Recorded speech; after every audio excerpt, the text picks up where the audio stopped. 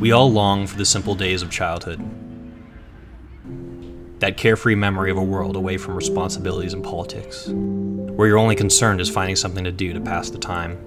This blurry, romanticized nostalgia is the setting of Despelote, created by Julian Cordero and Sebastian Valbuena.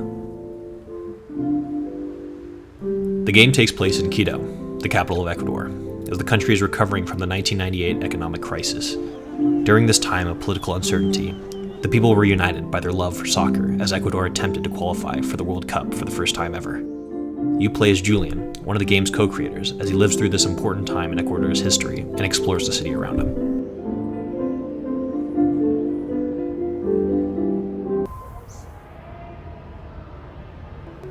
Despelote's use of experimental narrative structure and rejection of typical game conventions borrows heavily from the aesthetics of third cinema, a Latin American film movement that opposes the Hollywood spectacle and conventions of first cinema.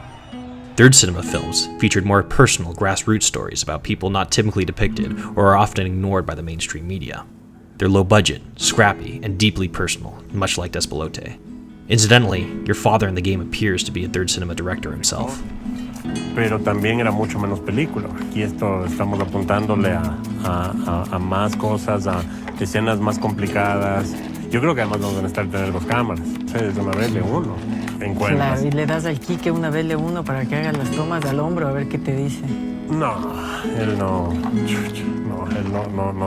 se va. The translation of Despelote means a fun, chaotic mess, a commotion, or an unstructured game. Something that perfectly describes Despelote, as it blends structure and reality with fiction, dreams, and memories.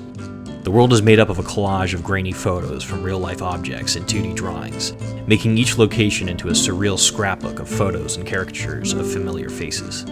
As Julian says in an interview with Playstyle magazine, "We've been making models from grainy pictures and putting them in our grainy game.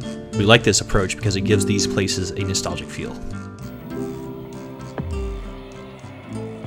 Not only does the game blend photos and sketches together, but gameplay and structure too. Despelote begins with a soccer match, and plays exactly how most traditional soccer games are represented within the medium. There's rules, structure, a clear winner and a loser. But after playing a couple of goals, the camera zooms out and reveals that you're just a kid playing a video game. It establishes these rules of soccer only to subvert them a minute later. You see, Despelote isn't interested in the ideal form of soccer, it's more interested in how soccer shapes society around Ecuador and how it acts as a bridge to connect with people. As you continue to play the game, you overhear your parents chattering in the background. And if you don't speak Spanish like me, you're kind of given this silent choice on whether or not to focus on playing the game or listening to your parents. And this blend of listening and playing is the central theme of Despelote. On my first playthrough of the game, I was just focused on having fun as a kid. The way soccer is portrayed isn't like professional sports games, like what we saw earlier, but a chaotic mess of play like its namesake implies. In the description of the store page, it says that Despelote is a soccer game about people. It uses this framework of conventional sports games and subverts it by making soccer not a structured game, but a form of play and social interaction.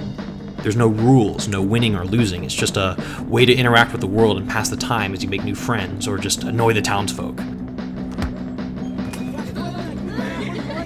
Julian says, "I realized I was interested in the culture of soccer, how kicking a ball around acts as a universal language between people.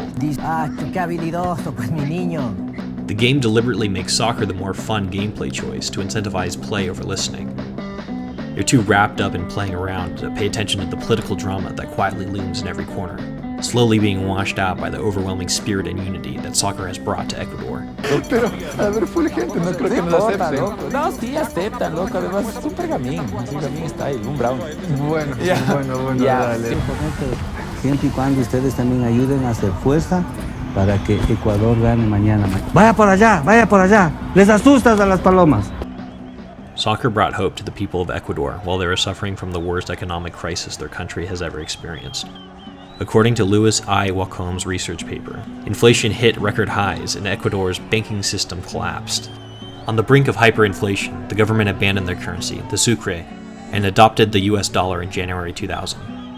While this eventually stabilized the economy, it had not yet returned to its pre-crisis level by 2002, where the game takes place. The economic uncertainty can be seen throughout the game, with people unable to afford certain foods, people taking up multiple jobs, saving money. Yo traje un champán del rosa, el que te gusta, el Gran Baldush. Ay, me encanta. ¿En serio? Sí. Mentira, el Gran Baldush es lo más barato que existe. Solo lo traje para allá, así, no sé, así, aniversario, ¿me entiendes?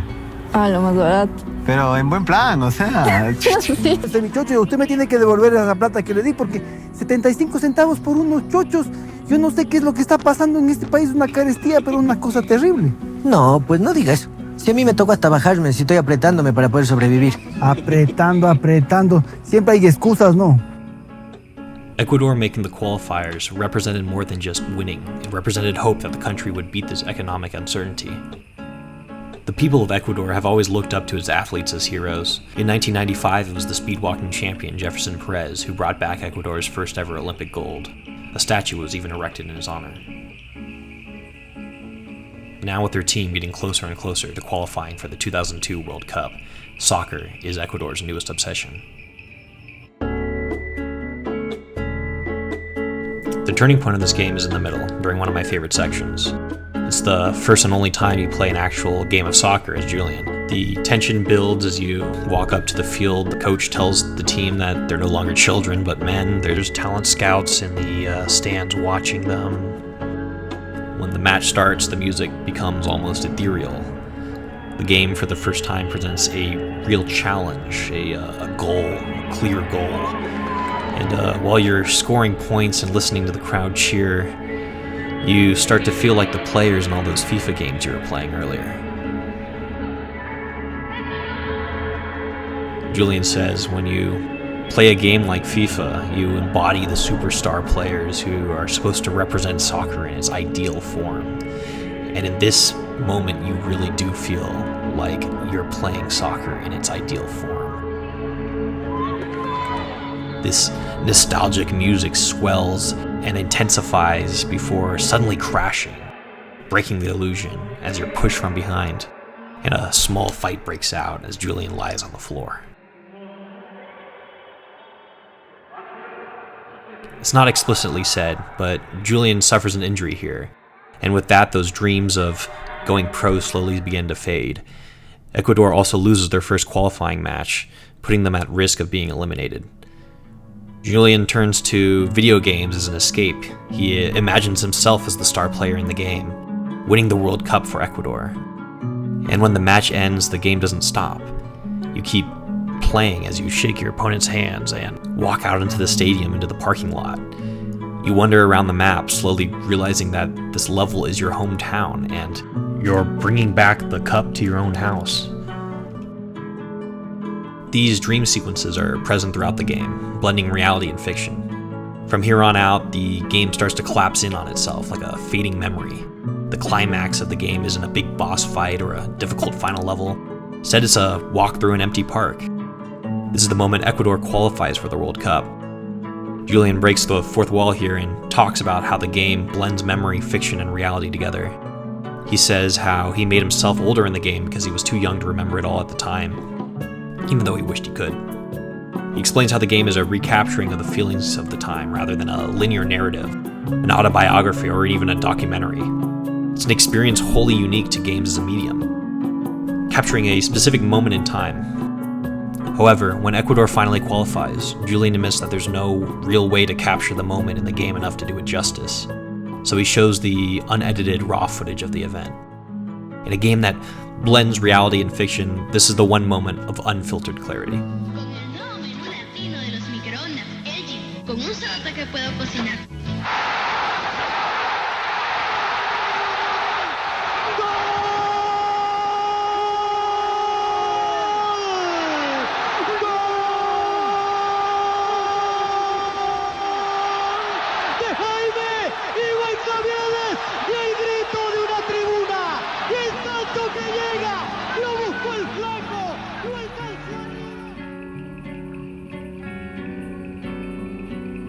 The resolution and final scene of the game ends with an older Julian. In the end, Ecuador did not win the World Cup, but the unity and hope it brought remained. The economy slowly recovered, and Julian returns home to reconnect with his family and friends. The final scene begins with you catching up with your old pals as you kick the ball around. and the ball almost acts like a string that binds them together. And as you keep kicking it, you suddenly follow the ball as it shoots across the city from person to person. The connections you made throughout the game all linked together over this simple ball and this simple game.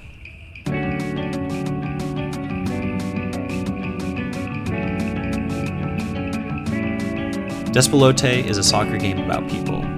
Its subversion of traditional video game conventions mirrored third cinema and how it opposes typical Hollywood structure.